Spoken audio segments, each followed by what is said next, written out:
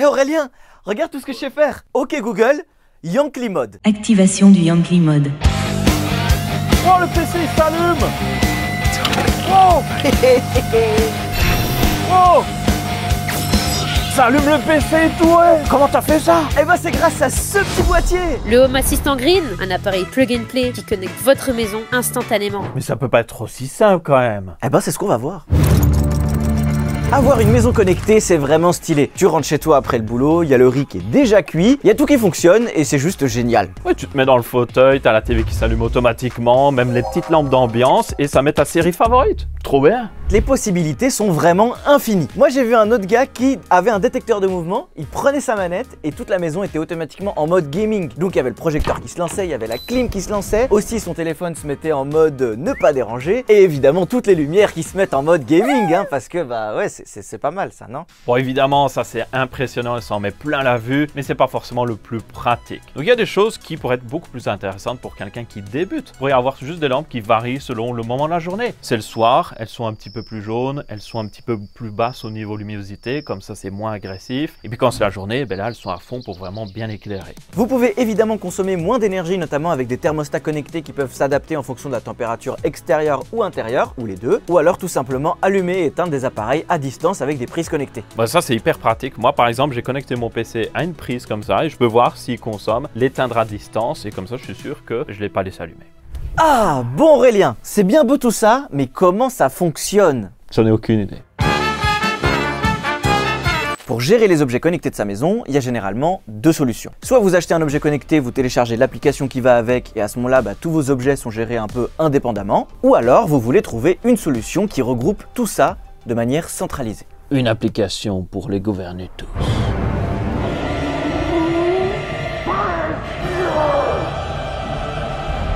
Si vous décidez de juste utiliser l'application qui vient avec chaque appareil connecté, eh bien au moins c'est simple. Vous installez l'application, vous pouvez contrôler et bien souvent ça marche bien vu que c'est fait pour. Mais vous allez vite tomber dans des problèmes. Déjà, si vous voulez faire communiquer plusieurs appareils qui sont de marques différentes, bonne chance parce que des fois, il n'y a aucune communication entre eux. Si vous voulez allumer une lampe Philips Hue, vous allez dans l'application Philips Hue et puis après, oh j'ai une Govee, il faut lancer une autre application et puis des fois, elle doit se reconnecter. Il y en a qui sont connectés au cloud évidemment, donc s'il n'y a plus d'internet, on ne peut plus rien contrôler alors que c'est à la maison, donc aucune logique. Et puis il y a des marques qui cachent des fonctionnalités pourtant très utiles derrière un abonnement payant. Donc là, bonne chance pour arriver à faire juste quelque chose d'intelligent avec votre lampe. Alors évidemment, il y a plein de solutions qui existent déjà pour tout centraliser. Si vous avez déjà Google Home, Alexa, SmartThings ou HomeKit, vous avez déjà résolu le problème de plein d'applications. Super, mais vous avez fait que la moitié du chemin. La solution, c'est Home Assistant. Mais qu'est-ce que c'est Home Assistant? Alors Home Assistant, c'est un système d'exploitation basé sur Linux et qui vous permet de contrôler tous vos appareils connectés à un seul endroit. Et ce qui est bien en plus avec Home Assistant, c'est qu'il ne collecte pas vos données. Tout tourne en local, donc si vous n'avez plus Internet,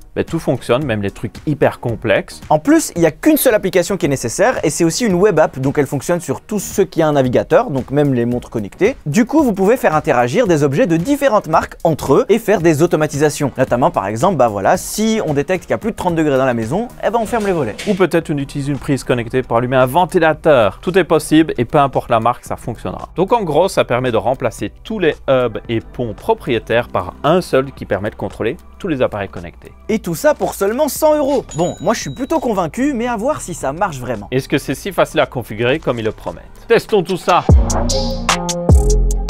On se retrouve maintenant avec le Home Assistant Green qu'on va devoir d'abord intégrer à notre réseau et ensuite on va le configurer. On va d'abord voir s'il permet de détecter automatiquement tous les objets qui sont déjà dans notre maison et ensuite on va pouvoir faire quelques petites automatisations. Alors la configuration est très simple, vous prenez le Home Assistant Green, vous branchez d'abord le câble Ethernet dans le port Ethernet, vous branchez l'alimentation et hop, normalement c'est bon, vous avez une première lampe blanche qui s'allume et on attend maintenant une lampe jaune qui va clignoter. Voilà, dès que ça fait ça, quoi qu'il arrive, se dire qu'il est prêt à être configuré. Donc on le met de côté et là plusieurs possibilités, vous avez une application sur l'App Store ou le Google Play Store pour configurer votre Home Assistant ou vous pouvez aussi utiliser le navigateur, c'est ce qu'on va faire ici vu qu'on est sur PC. Il donne une adresse et ça marche hyper bien, vous cliquez juste dessus et normalement quand il est prêt à être configuré, cette page va charger l'écran de configuration. Et voilà, on a un petit message de bienvenue pour créer sa maison connectée et tout est en français. Donc là, on peut faire créer ma maison connectée, vas-y. Alors, c'est pas un compte en ligne, tenez-en compte, c'est local, donc pas d'inquiétude. Yankee. Choisissez un mot de passe unique et fort. Azerty, voilà.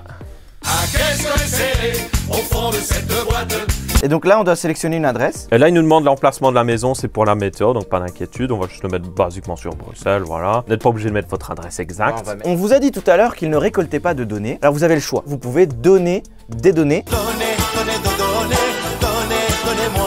Qui ne sont pas personnelles, mais qui sont des données anonymisées, notamment pour améliorer le système globalement. Ça reste open source, on pouvait tout à fait voir les informations qui partent ou pas. Moi, je préfère toujours mettre analytique de base. Suivant. Et là, ça c'est le truc important et qui est vraiment bien, c'est qu'il recherche déjà sur votre réseau Wi-Fi ou votre réseau global s'il peut trouver d'autres appareils qu'il peut déjà préconfigurer. Donc là, on a un truc de backup Google Cast, c'est parce qu'on a un Google Home. On a aussi un serveur média, c'est pour la B-Box, ça je pense. On a d'ailleurs notre Fritzbox, un autre truc de Fritzbox et puis un truc UNP, je ne sais pas trop ce que c'est. Et voilà, maintenant on est dans l'interface de Home Assistant qu'on appelle le dashboard. Alors ce dashboard va se populer automatiquement avec tous les appareils qu'on va rajouter, qui peut devenir vite un petit peu n'importe quoi. Mais la première tâche qu'on devrait faire, c'est peut-être justement rajouter plus d'appareils. Et pour ça, on va utiliser notre petite clé Zigbee. Parce que par défaut, il regarde un petit peu ce qui est connecté au Wi-Fi. Mais il y a des appareils connectés, comme par exemple Philips Hue ou même de Ikea, Tradfri. Voilà, ça utilise un protocole qui s'appelle Zigbee. Donc ça utilise des ondes radio pour communiquer justement avec des appareils connectés. C'est plus léger que le Wi-Fi, ça peut aller à plus grosse portée et c'est énormément utilisé, donc ça je vous le recommande vraiment. Donc on va juste installer cette clé USB et ça va remplacer l'entièreté de notre pont Philips Hue. Donc on pourrait s'en séparer totalement. Si vous l'avez déjà sur votre réseau, vous pouvez continuer d'utiliser si c'est plus pratique pour vous, mais on va utiliser ça. Il existe aussi d'autres protocoles. Vous avez aussi Z-Wave qui existe et il y a même Threads maintenant qui a rien à voir avec Instagram, je tiens à le préciser. Si vous voyez ce petit Z sur un appareil connecté, c'est à dire qu'il supporte Zigbee. Donc je vous recommande justement ce genre d'appareils. Ils sont beaucoup plus faciles à configurer. Ils ne vont pas surcharger votre Wi-Fi et c'est bien meilleur. Et un autre avantage de Zigbee, c'est qu'il fait un réseau maillé. Donc chaque appareil Zigbee peut relayer le signal d'un autre. Donc même si votre Home Assistant est à un bout de la maison, si vous avez plusieurs appareils sur le chemin, une lampe qui sera à l'autre côté, vraiment même à 50 mètres, pourrait communiquer sans problème. Donc ça, c'est vraiment un énorme avantage. Donc on va installer notre petite clé Zigbee. Donc on prend juste un port USB qui est libre, on va mettre dans le dessus. Tout va se faire dans la page paramètres qui est très complète. C'est en bas à gauche, vous cliquez paramètres et là il y a énormément de choses. Et du coup on va faire appareil et service, voilà. Et automatiquement il a trouvé d'ailleurs Conbi 3, c'est ma clé Zigbee, on voit d'ailleurs le logo. Donc on peut juste l'ajouter. Voilà, on fait voulez-vous configurer Conbi, valider. Et il va télécharger normalement automatiquement tout ce qu'il faut pour que ça fonctionne. Donc c'est plug and play aussi pour la clé Zigbee ici. Donc ce qu'il a fait là, c'est qu'il a détecté l'appareil physique, donc la clé Zigbee, mais pour ça il va devoir télécharger une intégration. Et donc la plupart des fonctionnalités de Home Assistant fonctionnent avec des intégrations. Que vous soyez en local ou en cloud, vous allez devoir intégrer votre système à Home Assistant. Là on fait conserver les paramètres réseau de la radio, c'est tout simplement conserver les paramètres par défaut. Et on veut ça, il n'y a pas besoin de configurer plus. Et là, il est en train de charger. Si vous commencez à 0, vous pouvez effacer tout et commencer à une nouvelle radio, comme ça, vous êtes tranquille. Et là, il nous demande de le mettre dans une pièce. Donc ça, vous êtes habitué aux appareils connectés. On nous demande toujours, tu veux mettre dans le salon, la cuisine ou autre chose. En toute logique, ce serait la pièce principale. On va dire le salon. Voilà, terminé. Et voilà, automatiquement, c'est bon. Si vous avez fini, donc là, c'est ceux que vous pouvez rajouter. Et pour voir celles qui sont déjà configurées, donc forcément, on a déjà configuré Zigbee. C'est en bas. Donc là, on peut voir Zigbee. On peut voir aussi Google Cast si c'est automatiquement configuré. Donc on va juste cliquer dessus. Je vais faire configurer. Et en bas, on a automatiquement un bouton qui fait ajouter un appareil. Donc c'est plutôt simple. On clique dessus et là, il va rechercher s'il y a des appareils Zigbee qui sont compatibles. Alan! Alan! Al! Oh, that's not Alan. Steve! Nous, on en a mis plusieurs déjà au préalable. On a quelques lampes Philips Hue, normalement. Et elles fonctionnent déjà. L'intérêt de Zigbee, c'est que c'est vraiment plug and play. Automatiquement, il va les trouver. Ah, il a déjà détecté des trucs, c'est fou. C'est pas souvent très clair. On a vu Signify Netherlands. On suppose que c'est des Philips, les Philips Hue, les petites lampes. Et donc, moi, ce que je vous conseillerais de faire, c'est de changer le nom. Parce que c'est le nom que vous allez devoir retrouver si vous voulez faire des automatisations. Si vous avez, par exemple, comme ici, deux lampes qui ont le même nom et que vous savez pas lesquelles sont lesquelles, en fait, vous avez juste tout simplement le bouton pour les éteindre. Vous avez une petite config. Donc, celle-là qu'on a éteinte, c'est la boule. C'est la boule. Et du coup, je vais l'appeler lampe boule, en fait. Philips, parce qu'on a une deuxième boule. Ah, ok. Bon. Philips. La deuxième, on va quand même l'éteindre. C'est laquelle? Ah bah c'est celle-là. C'est la lampe bizarre. Lampe sur pied, donc lampe pied Philips. Et voilà, et toutes les deux sont dans le salon.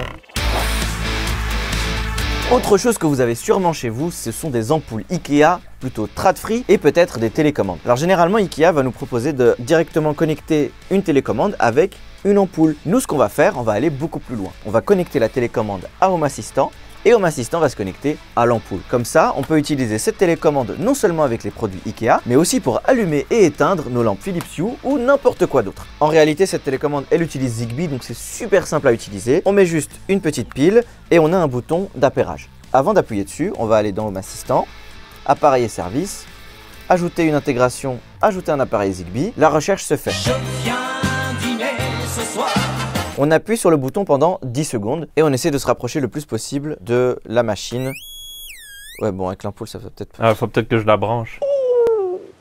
Alors ça, c'est très tordu, mais bougrement intelligent. Je reste appuyé jusqu'à ce que l'appareil soit détecté par Home Assistant. Bon, du coup, ce qu'on s'est rendu compte, c'est qu'il fallait pas forcément lire ce qui était écrit sur le manuel, parce que le manuel était pensé pour connecter directement à une lampe. Donc si on veut le mettre en mode appairage pour Home Assistant, il faut appuyer 4 fois, puis ça clignote, et automatiquement, c'est détecté sur Zigbee. Et pour l'ampoule aussi, pour ceux qui se demandent, les ampoules Ikea, c'est un peu bizarre. Vous devez les éteindre, les rallumer 6 fois d'affilée. Jour. Nuit. Jour. Nuit. Très rapidement, et après elle va commencer à clignoter pour pouvoir l'appairer. Mais maintenant il faut parler un petit peu des appareils plus compliqués. Oui. Il y a certains appareils, vous n'allez pas pouvoir les lier directement dans Home Assistant juste en faisant quelques clics. Et c'est le cas de cette marque qu'on a trouvé chez Action pour 10 €, et ça utilise du coup un système de Tuya qui fait des lampes pour beaucoup d'autres marques derrière. Et le problème de ce genre de lampes, c'est qu'elles sont connectées, mais surtout elles sont connectées aux serveurs qui sont quelque part en Chine. C'est plutôt plug and play Home Assistant, mais certaines marques ne jouent pas, on va dire, comme les autres et protègent trop leur système. Vous pourrez le rajouter dans Home Assistant, mais ça va vite devenir du bidouillage et c'est pas forcément facile. Faites attention à ce que vous achetez. Si c'est pas cher, en général, c'est pas forcément le mieux pour contrôler. Prenez des marques qui se respectent. Et il y a des marques vraiment pas chères. Tapon est vraiment pas cher. Et on l'a vu, ça se rajoutait très facilement. Donc prenez des marques qui restent ouvertes et qui sont justement supportées par Home Assistant. Mais pour ça, il y a une page. Et cette page, ce sont les intégrations. Donc c'est dans homeassistant.io/intégration et vous avez toutes les marques compatibles. Bon, déjà par défaut, vous avez les plus populaires. Donc on a du Philips Hue, du Tradfree, du SmartThings, du Google Cast, du HomeKit Matter, super important, Z-Wave Zigbee et le Mosquito dont j'ai parlé tout à l'heure, le MQTT. Juste avec ça, vous avez déjà énormément d'objets connectés utilisables. Ce qu'on veut dire, c'est que c'est pas forcément impossible. C'est juste que certaines marques vont vous compliquer la vie et vous devrez un peu plus bidouiller. Mais si vous êtes prêt à le faire, vous pourriez vraiment rajouter le support pour énormément d'appareils connectés. C'est juste que là, c'est beaucoup moins plug and play par contre. Et pour cette lampe, si on tape justement sur ce site de Home Assistant pour voir si c'est supporté, on trouve un truc qui n'a rien à voir. Le problème, c'est que ça utilise un système tierce. On a juste tapé le nom, LSC, et il y a des personnes qui ont déjà essayé, qui ont dit « Ah ben en fait, ça utilise le service Tuya ». Donc les marques inconnues, vous aurez souvent ce problème-là, qu'ils utilisent quelque chose de tierce, et il faut savoir ce que c'est pour voir si vous pouvez justement le contrôler. Si vous ne l'avez pas sur le site, cherchez peut-être sur Google, et si vous voyez rien, évitez cette marque. Les forums de Home Assistant, c'est quand même une mine d'or en fait pour toutes ces informations. Il y a plein de langues dispo, notamment le français, donc vous pouvez toujours vous poser vos questions et il y aura toujours quelqu'un pour répondre. Je te propose, Nadia, on peut faire une automatisation plutôt simple. On a un capteur de mouvement, je veux que les lampes s'allument quand je rentre dans la pièce, tout simplement. Ok, on est dans le mode automatisation, on va créer une automatisation. Donc là, quand on crée une automatisation, on a 3 paramètres principaux. On a le quand, donc ça va être le déclencheur. Il se passe quelque chose sur un appareil, peut-être qu'il y a une température qui augmente au-dessus d'un certain niveau, peut-être qu'il y a un mouvement qui est détecté justement. Ensuite, on a une condition, c'est le si. Donc ça, c'est pour mettre des conditions spécifiques. Peut-être que vous avez une lampe qui s'allume la nuit quand il détecte du mouvement et vous voulez que ce soit juste la nuit. Donc vous pouvez lui dire, fais-le à partir de 22 h jusqu'à 6 h du matin. Et puis vous allez, quoi faire en fait, tout simplement. Donc là, ce qu'on veut, c'est le quand, on détecte du mouvement, et quoi faire, on change les lampes, on les allume. Donc on ajoute un déclencheur, et notre déclencheur, ce sera notre détecteur de mouvement. Donc ce sera un appareil. Quel appareil ce sera? Détecteur de mouvement dans salon. Et du coup, c'est quand détecteur de mouvement a été activé. Donc il a détecté un mouvement. Logique. Pendant combien de temps? Pendant pas de temps. Donc dès qu'il détecte un mouvement, peu importe. Le SI, pas besoin. Qu'on ajoute une action, on va prendre des lumières. C'est un peu caché, donc mettez pas appareil, mais plutôt lumière. Et là, on a le choix entre allumer, basculer ou éteindre. Bah là, on veut les allumer s'il y a du mouvement. On allume. Et là, on a le choix, on peut choisir une pièce, un appareil, une entité ou des étiquettes. Les étiquettes, c'est des petits tags, par exemple, si vous voulez regrouper des appareils qui ne sont pas forcément du même type. Nous, on a une seule pièce avec que des lampes. Allez, on enregistre et on lui donne un nom. On l'appelle nouvelle automatisation. Ok, dernier déclenchement, jamais. C'est normal, on ne l'a pas encore lancé. Voilà. Donc, on n'a plus qu'à tester. Voilà. Bon, tu peux éteindre les lumières. Ça va. Voilà, donc c'est éteint. Et maintenant, je vais juste marcher devant le capteur pour activer normalement la lumière. Allô? Hello? Bon, On a un peu galéré parce qu'en réalité, ce capteur, il fonctionne pas aussi bien qu'il n'y paraît juste si vous le connectez en Zigbee. C'est pas que c'est pas possible ou compliqué même de le faire. Si vous regardez des tutos en ligne, vous arriverez à le faire plutôt facilement. Et je suis sûr que nous, si on regarde un petit tuto, en 20 minutes, on arrivera à faire fonctionner ce détecteur de mouvement avec les lampes. Mais le but de notre vidéo ici, c'était de regarder si vraiment Home Assistant Green est plug and play. Et moi, je dirais qu'elle est plutôt claire pour rajouter des lampes et tout ça. Mais quand vous voulez faire des automatisations, des fois, il y aura un petit peu des choses qui vont vous échapper. Comme nous, ça nous a échappé. On a vu un truc qui nous disait « Oh, détecteur de mouvement activé ». Donc, on se dit bah, s'il est activé, c'est qu'il a détecté du mouvement. Mais en fait, c'était un autre sensor pour autre chose qui était juste l'appareil en lui-même et pas le capteur de mouvement. Voilà, faut regarder un petit peu des tutos en gros. Alors, qu'est-ce qu'on pense de ce Home Assistant Green Plug and Play à 100 €? Eh bien, moi, je pense qu'en particulier, le système d'exploitation Home Assistant est génial. Oui, ce n'est pas tout à fait plug and play. Vous aurez besoin de regarder un petit peu du tuto pour faire certaines choses. Le problème que j'ai avec ce boîtier, par contre, c'est qu'ils promettent que c'est vraiment plug and play. Et je pense que si quelqu'un voit ça en magasin ou en ligne et qui se dit « Ah, ben, je vais juste l'acheter », ce sera pas aussi facile que ça y paraît. Moi, je vois vraiment pas trop l'intérêt et je regrette honnêtement l'avoir acheté par rapport à juste un Raspberry Pi. Une des choses à retenir, c'est bien de séparer Home Assistant, le logiciel, de Home Assistant Green, la machine. En fait, Home Assistant, en tant que logiciel, est extrêmement complet, voire même un peu trop. Et ça, bah, c'est pas du tout plug and play. Vous êtes obligé de mettre un petit peu les mains dans le cambouis si vous voulez faire des automatisations un peu plus poussées. Home Assistant a énormément évolué à travers le temps. On l'a bien vu tout à l'heure quand on faisait l'installation, les appareils étaient directement détectés et directement intégrés à Home Assistant. Et ça, c'est génial. Donc on peut imaginer que dans quelques années, bah, on aura vraiment un boîtier qui sera vraiment plug and play. Sortez-vous les doigts du cul! Et il faut savoir aussi que l'industrie des appareils connectés évolue énormément avec notamment le consortium Matter qui a pour but de faire en sorte que tous les appareils connectés puissent fonctionner ensemble. Et quand ce sera vraiment le cas, parce que ça prend un petit peu de temps, Home Assistant deviendra encore plus puissant. Mais en attendant, je le réserverai plus pour des petits bidouilleurs. Si vous êtes prêt un petit peu à aller voir des tutos sur comment faire, eh bien ça va être génial. Et personnellement, je vais peut-être renvoyer ce boîtier parce que je trouve que ce boîtier est une mauvaise valeur, mais je vais me prendre un Raspberry Pi et je vais me faire plein d'automatisation et dans 6 mois, ma maison sera totalement automatisée, intelligente. Et moi j'ai un Home Assistant à la maison et pour tous ceux qui veulent se sortir un peu du cloud, etc. et vraiment avoir tout en local, eh ben Home Assistant c'est juste génial. Est-ce que vous aussi, vous avez Home Assistant à la maison? Qu'est-ce que vous avez fait comme automatisation chez vous que vous êtes plutôt fiers? Dites-le nous dans les commentaires. En attendant, j'ai une procédure de retour à faire. Et je vais aussi commander le Raspberry Pi.